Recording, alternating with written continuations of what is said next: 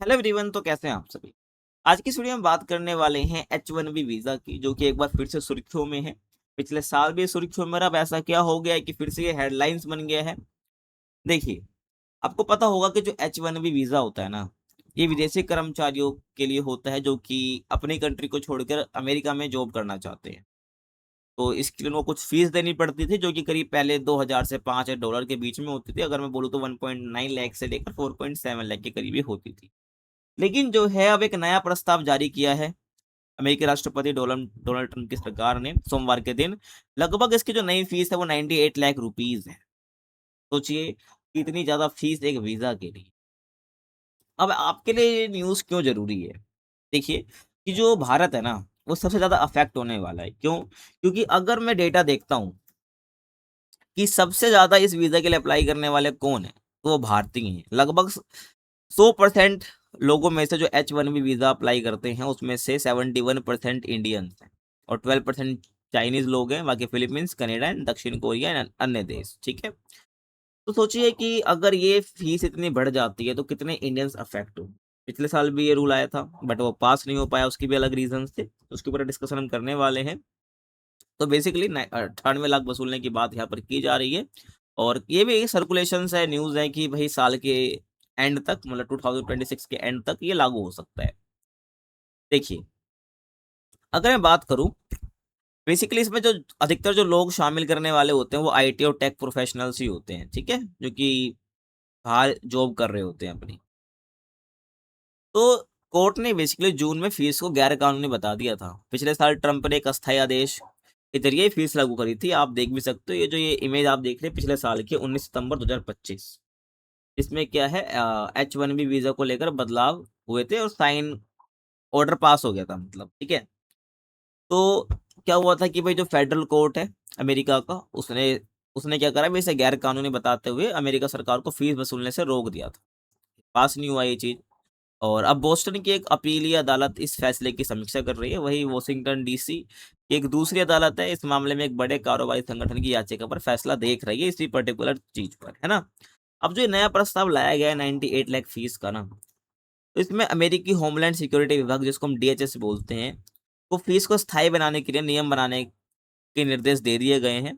तो ये दिखाता है कि जो सरकार है ना, अब इसे हमेशा के लिए कानून बनाने की कोशिश कर रही है ना। इसके पीछे का एक रीजन ये भी हो सकता है कि जो अमेरिका के मूल लोग हैं, है ना, जो इंडिजिनियस पीपल हैं, तो वो उनके बेसिकली हक जा रहे हैं ना। वहाँ पे लोग लगातार भाई बोलते रहते हैं, मूवमेंट चलाते रहते हैं कि भाई जो इंडियंस है वो हमारे हक की जॉब खा रहे हैं। तो अगर ये फीस ज़्यादा हो जाएगी तो अधिकतर क्या होंगे, वे जो कंपनियां हैं जो अमेरिका में है, वो अमेरिका के जो लोग हैं उनको हायर करेगी। सीधी सी बात है ना। तो ये भी एक रीज़न है, ये ध्यान रख सकते हो।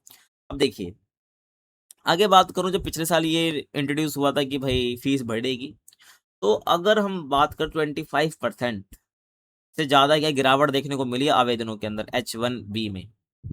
क्योंकि पिछले साल जब ये बात आई कि भाई फीस इतनी हाइक पे जाएगी, है ना, तो बहुत लोगों ने अप्लाई नहीं करा। अगर आपको बताऊं कि ट्रम्प सरकार के व्यापक इमिग्रेशन अभियान के बीच पिछले साल कंपनी ने करीब 3.44 लाख H1B वीजा के लिए रजिस्ट्रेशन कराया था, और ये 2024 के मुकाबले 25% से ज़्यादा कम था। ठीक है, ये बहुत कम हो गया 25% से, अगर हम 2024 से कंपेयर करते हैं तो। और ट्रम्प सरकार ने H1B आवेदकों की जांच भी सख्त करने का आदेश दिया है। इसके अलावा वीजा चुनने की नई व्यवस्था का प्रस्ताव रखा गया है, और ज़्यादा कुशल और ज़्यादा वेतन पाने वाले कर्मचारी को प्राथमिकता देने की बात करी गई है, रेदर देन जो कम वेतन पाने वाले हैं। ठीक है।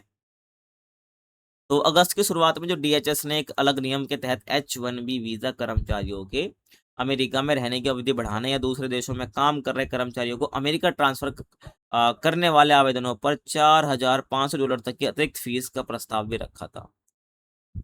अब ये H1B वीजा है क्या, आपके लिए जानना बहुत जरूरी है। देखिए, अगर मैं बोलूँ H1B वीजा, तो ये नॉन इमिग्रेंट वीजा है। ठीक है, जो कि नॉन इमिग्रेंट्स के लिए है। और खास तकनीकी योग्यता वाले विदेशी प्रोफेशनल को नौकरी देने में जरूरी होता है ना। अगर जो विदेशी प्रोफेशनल्स हैं उनको कोई टेक्निकल जॉब चाहिए, योग्यता वो रखते हैं, तो उनके लिए जरूरी होता है। IT, आर्किटेक्चर और हेल्थ जैसे प्रोफेशनल वाले जो लोग हैं उनके लिए जारी करा जाता है, उन्हीं को नीड पड़ती है। ठीक है। और अमेरिका हर साल जो है 85,000 लोगों को ये H1B वीजा देता है। सोचे कितने लोग अफेक्ट होंगे अगर ये प्रस्ताव पारित हो जाता है, मतलब लागू हो जाता है, रूल बन ही जाता है प्रॉपर तरीके से। और जो उसकी समय सीमा है ना, टाइम है वो 3 साल है, और जरूरत पड़ने पर 3 साल और बढ़ाया जा सकता है इसको, ठीक है।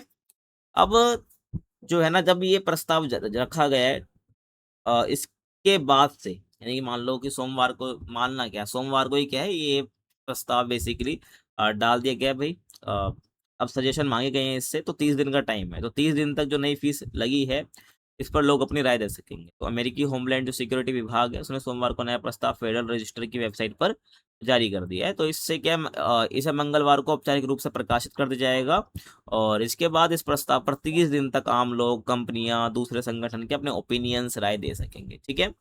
तो ये थी आज की वीडियो, को कैसे लगी कमेंट में जरूर बताना, और चैनल पर नए हैं तो सब्सक्राइब जरूर करिए। ऐसी और वीडियो आपको मिलती रहेंगी, और किस टॉपिक पर आप वीडियो देखना चाहते हैं कमेंट में जरूर बताइए। मिलते हैं आपसे अगली वीडियो में, तब तक के लिए थैंक्स फॉर वॉचिंग।